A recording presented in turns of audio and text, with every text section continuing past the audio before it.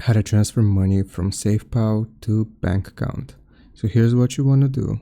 Load up the application and verify your identity here.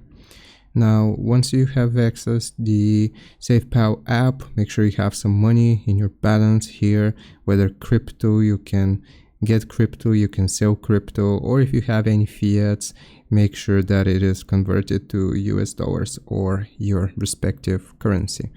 Now that you have your money, what you want to do is go into bank here, this tab, the second one, and it's going to show you this: open a Swiss bank account for free with no manageable fees.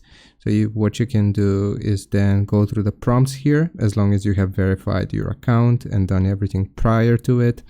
So once you open up a Swiss bank account, then here you can also get a virtual card and you can withdraw your money into that bank from your Safepal balance. So I hope this helps. Leave a like and sub. I'll see you next time.